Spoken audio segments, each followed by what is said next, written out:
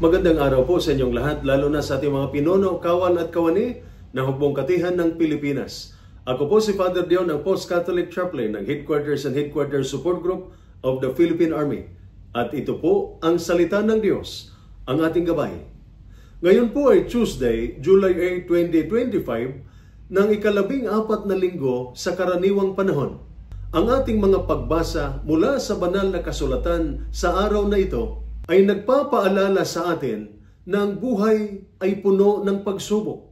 Sa aklat ng Heneses sa ating unang pagbasa, si Jacob ay nakipagbuno buong gabi. Hindi siya bumitaw hanggat hindi siya nabibiyayaan, kahit na siya ay napilayan. Sa ating ebanghelyo naman, mula sa ebanghelyo ni San Mateo, nakita ni Jesus ang mga tao na parang mga tupang walang pastol, pagod, nalilito, at nangangailangan ng tulong. Para sa ating mga sundalo at kanilang mga pamilya, normal lang na makaranas ng hirap, pagod o lungkot. Ngunit, gaya ni Jacob, pwede tayong maging mas matatag pagkatapos ng pagsubok.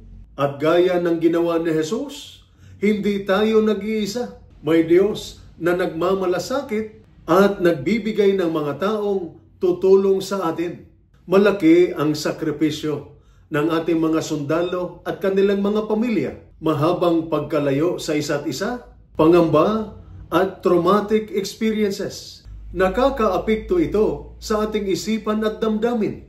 Ngunit ang kwento ni Jacob at ang malasakit na Jesus ay nagtuturo sa atin na ang tunay na tibay ay hindi ang kawalan ng problema, kundi ang kakayahang harapin ito ng may pananampalataya at suporta.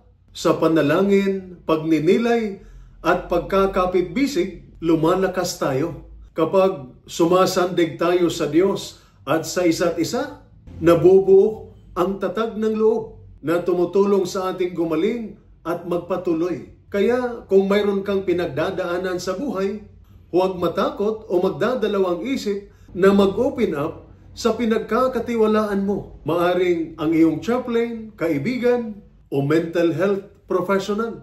Magdasal at manalangin. Ilapit natin sa Diyos ang anumang ating pinagdadaanan. Gaya ng ginawa ni Jacob. Maging sandigan ng isa't isa. Tulungan ang kapwa sundalo at pamilya, gaya ng panawagan ni Jesus na magpadala ng manggagawa sa anihan. At laging tandaan, hindi ka nag-iisa. Nakikita ng Diyos ang iyong pinagdadaanan at mahalaga ka sa Kanya. Ito po ang salita ng Diyos, ang ating gabay. Manalangin tayo. Panginoong Diyos, ipinagdarasal namin ang aming mga sundalo at kanilang mga pamilya. Bigyan mo po sila ng lakas sa gitna ng pagsubok, tapang sa bawat hamon, at pag-asa sa kanilang puso. Palibutan mo sila ng iyong pagmamahal at suporta ng pamilya at kaibigan. Naway makatagpo sila ng kapayapaan, tibay ng loob at biyaya, dahil alam naming hindi mo sila iniiwan. Amen. At sumainyo at sa inyong pamilya ang pagpapala ng makapangyarihang Diyos, Ama, Anak at Espiritu Santo. Amen.